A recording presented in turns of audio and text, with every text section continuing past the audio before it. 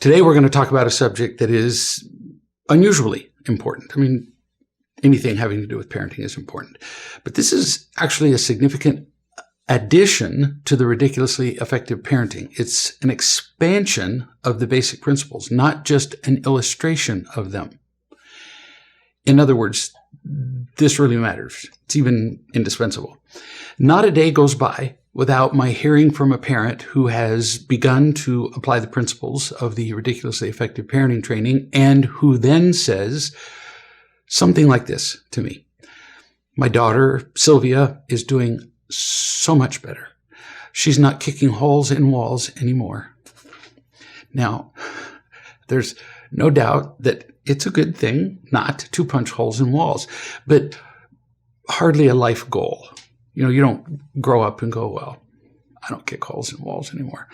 As parents, we don't want our children to grow up so that we can think what a kid doesn't punch holes in walls.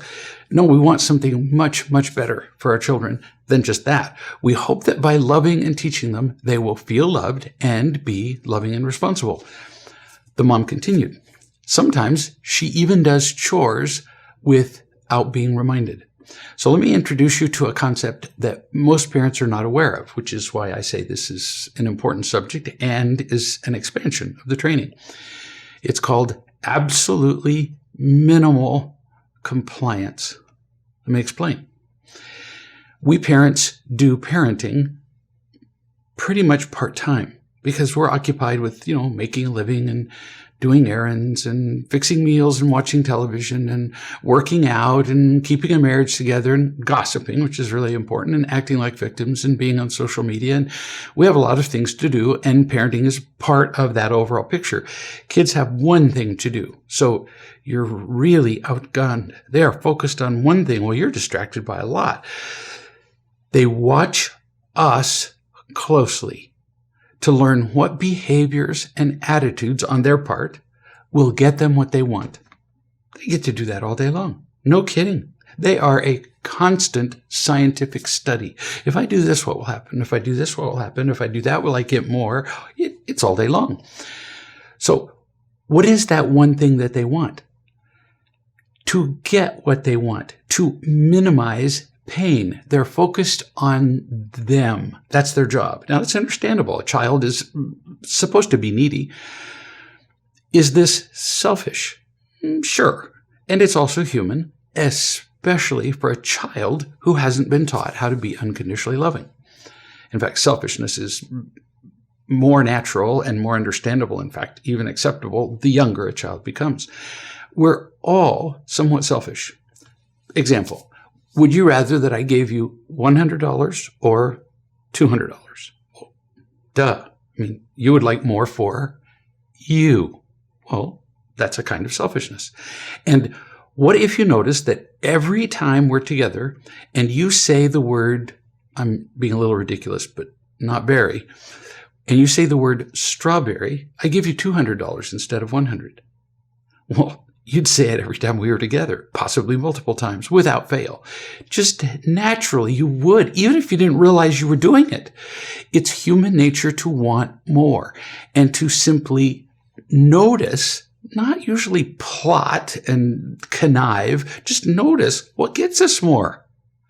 Sure, sometimes that does turn into conscious manipulation, but mostly we just notice what works. We tend to do that.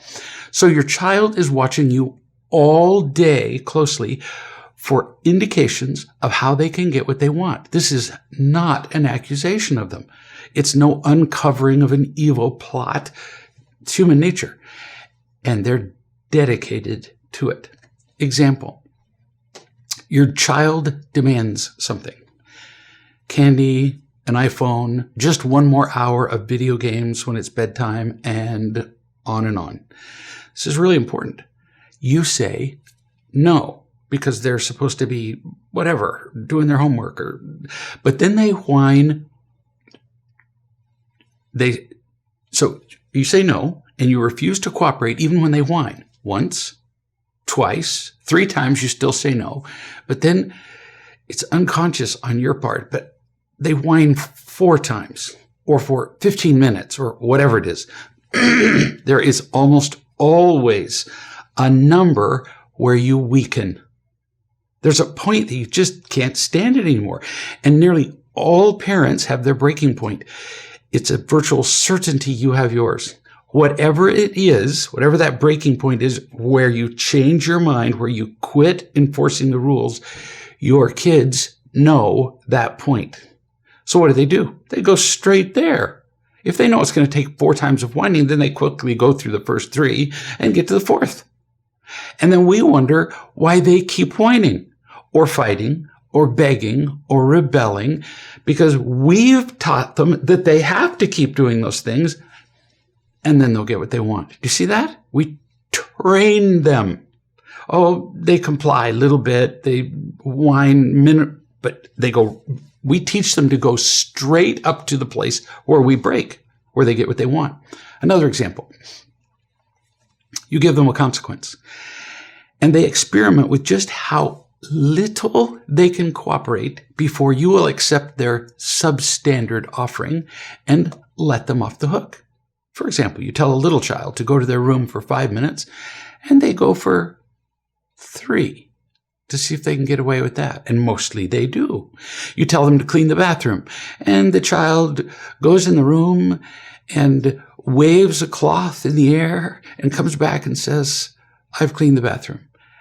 And you let them get away with it. So what do you think they're going to do the next time? The next time they won't even wave a cloth in the air. They'll just go to the bathroom door and go, "Be thou clean." And then they resume whatever activity you interrupted with your stupid consequences. They know the game. It's the only thing they have to focus on. Now, how do I know this is true? I'm not guessing. This is knowledge, because I know how to ask parents questions. I've been doing this a very long time. Parents tell me everything's great with the kids. And then I say, I don't take that at face value. Parents say things are great because they want things to be great. We all do that. But then I ask them to describe the last time they gave a consequence in detail, word for word, every gesture and body posture, facial expressions, tones, and everything. Describe to me the last time you did that. And here's what I heard in the case of this mother that we started with, who has a daughter named Sylvia, the one that, remember, used to kick holes in the walls. So during one interaction with her mother, Sylvia did the following as a result of my asking more and more questions. Turns out I have to ask more and more questions to get the truth from parents in exactly the same way. Parents have to ask more and more questions to get the truth out of their children, who don't just volunteer that they were irresponsible. So while her mother was teaching her something, Sylvia, she rolled her eyes at what her mother was saying. And her mother mentioned that like, well, it's a big deal. Because it does. It sounds small. She rolled her eyes. What is the underlying message that a child is screaming while appearing to comply with this discussion while they're rolling their eyes? The child is saying, "You stupid cow. When are you going to shut up and let me get on with my selfish existence where I can do what I want?" That's what rolling her eyes means. And then the mother says, "We had a good interaction." No, you really didn't. You had the absolutely minimally complying experience together. She was doing as little as she could do. Another example of Sylvia in this one conversation. When her mother confronted her about a particular behavior, the girl went, she sighed. "So what's the message?" "Okay, all right then. So you caught me doing this tiny nothing thing. Just shut up and don't make a big thing of it. I have better things to do, but you keep pounding me with this ridiculous loving and responsible stuff, and I'm sick of it." Now, am I guessing that this is the subtext? No, because on many occasions I've had the parent go back, say exactly this real message, "Just shut up and go away, you stupid cow," and say the real message to the child and tell the child, "This is what you're really saying." And the parents come back to me and uniformly say, "Oh, dang." As soon as I said the real message, my child smiled in a way that can only be described as, "Yep, that's what I was saying. You've caught me." That's what they're saying. But we don't want to see that, so we don't. And then it continues. So they're doing as little as possible, but nothing's really different. Third, in one conversation, mom says, when I asked her to describe her unloving behavior, there was always long pauses between my asking and her willingness to describe it in terms that didn't minimize her behavior or excuse it or blame it on something or somebody else. Parents, listen. The pause is the answer. So when you say to a child, well, so what did you do? And the child comes back with, well, I was, because they've been in enough family meetings. They go, well, I was not loving and I was not responsible. But there's this pause before the answer. And there's this mechanical tone when they do. The pause is the response, not the words. The pause is defiance. It's resistance, an absolute guarantee that she is not learning while she's fooling mom into thinking that she is. Fourth example, again, in one conversation, mom says that her daughter was cutting her eyes at me. That means something, and we all know what it looks like. You know, looking out of the corner of your eyes and giving somebody the stink eyes, another expression for that. The evil eye depends on the culture. In some cultures, it's simply called glaring, but it's an angry defiance, and it's silent. There are no words. There's just you ask them to do something, and they look away from you, but then stab their eyes at you from the side. We've all seen it done. In fact, actors are trained how to do that in order to convey anger, but in a more subtle way than, say, punching somebody in the face. If we don't see that in our kids, we're missing the entire point of loving and teaching them. Fifth, in one conversation, when the discussion was over and the child pretended to have listened, appeared to most people to have listened to the lesson, she pivoted on her feet and stomped out of the room in a huff. Well, there's nobody who doesn't know the difference between turning away and turning away dismissively. We all get that. And she stomped out. Message, finally, if the child was speaking the truth. Finally, you have shut up and bought into the complete lie I've been telling you so that you would just stop talking.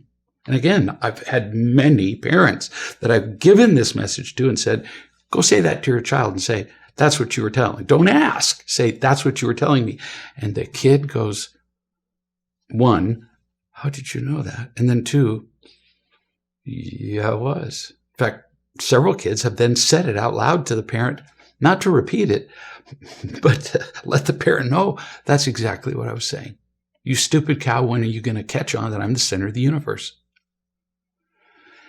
Anybody seeing the problem here?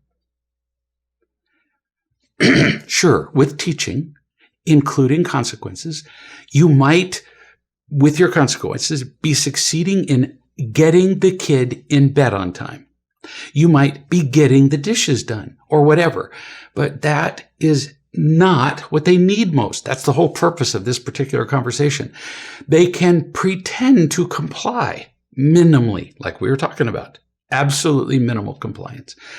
They can do it with the least effort possible, just for what? To get you to go away.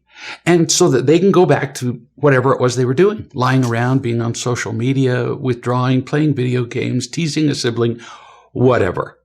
With consequences, in other words, we can improve the outward behavior of a child, like training a dog, but that's not the goal. And we're not looking hard enough to get to the real goals of our children being loving and responsible. We are colluding in this lie because we don't want to see what they're doing, but we're missing what's going to kill them. As long as they display any evidence, facial expressions, the way they turn, their tone of anything, any evidence of reluctance, irritation, hesitation, we're accomplishing nothing except to teach our children to lie better. Well, that's not a happy conclusion. It's the attitude that has to change. You either have an attitude of loving or responsible or you don't. And just pretending that you do isn't enough.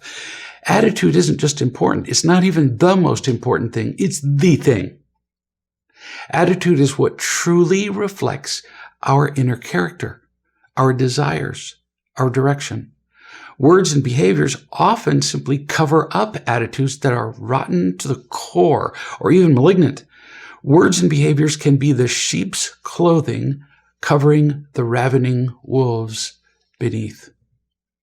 All day, every day, we see around us people and organizations who claim to be doing good in the world only to discover in the news, in our own personal observations, that they use the appearance of doing good to distract us.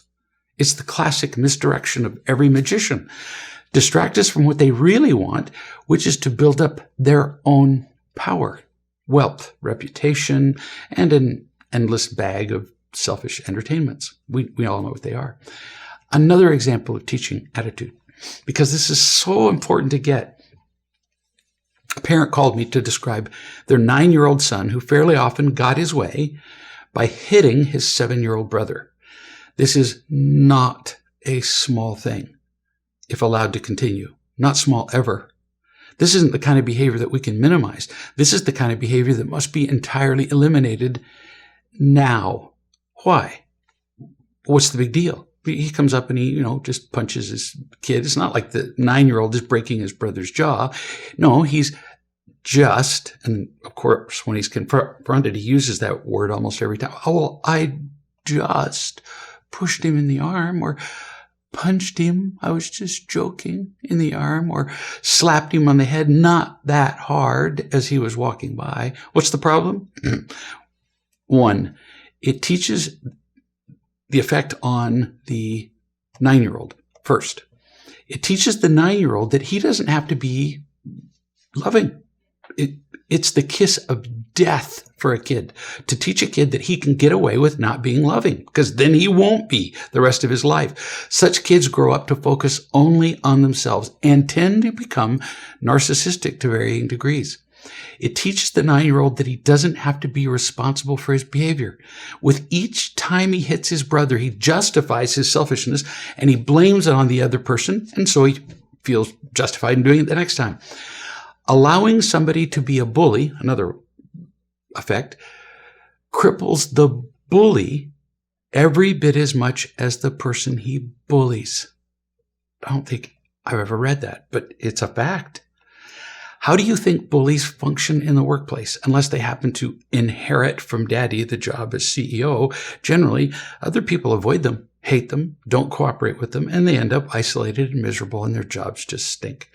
How about bullying in relationships? Well, a bully can't be loving, can't be truly connected, so what do?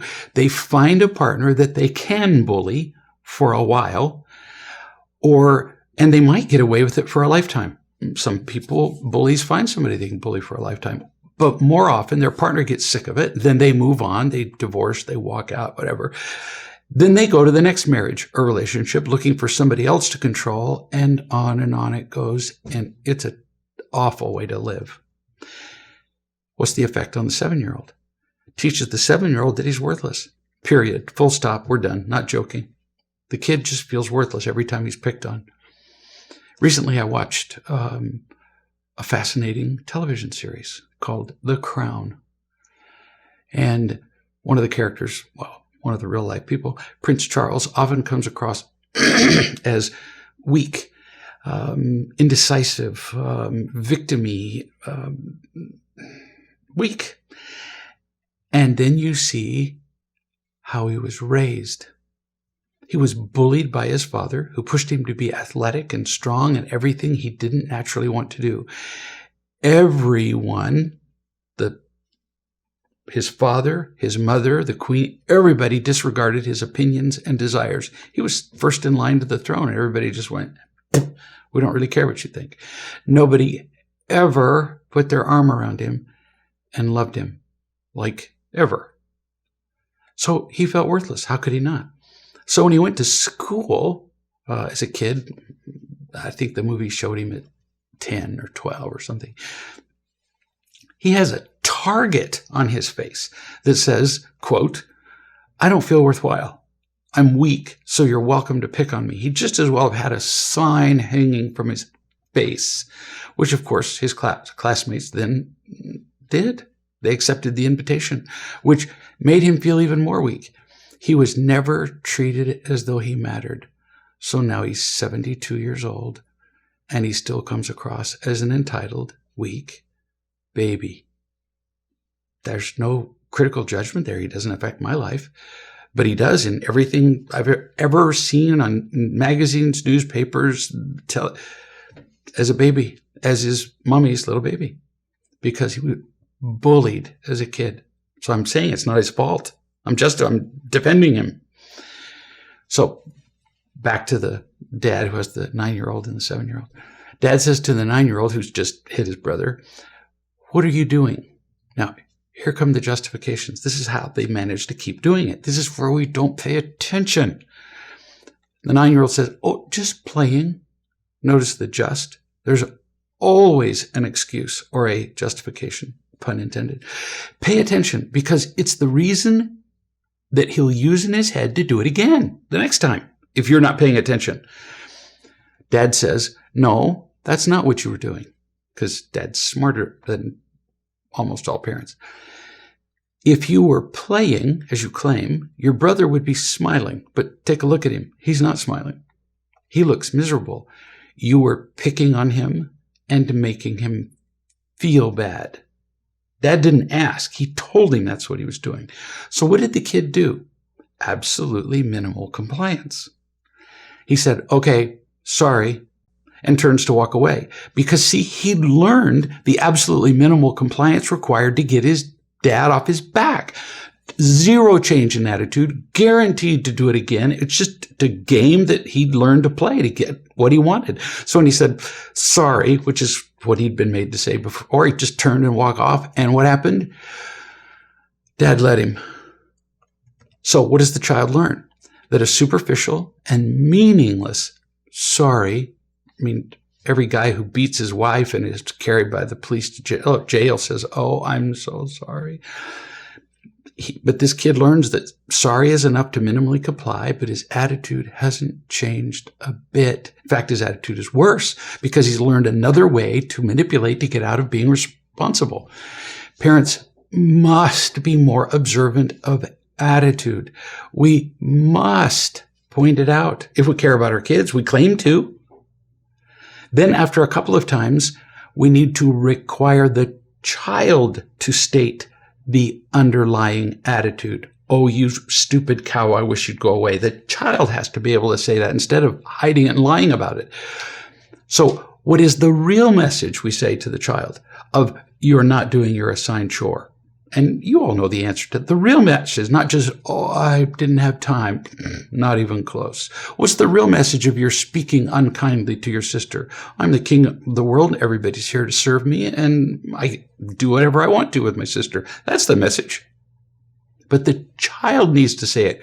You might have to say it the first 4 or 5 times till they catch on to the pattern, but then they have to, or they don't get it. You're being late to the family meeting or school or whatever. What is the message of that? I don't care if the entire world has to wait on me. There's only one person only really one human being in the world, me, and everybody else is a servant.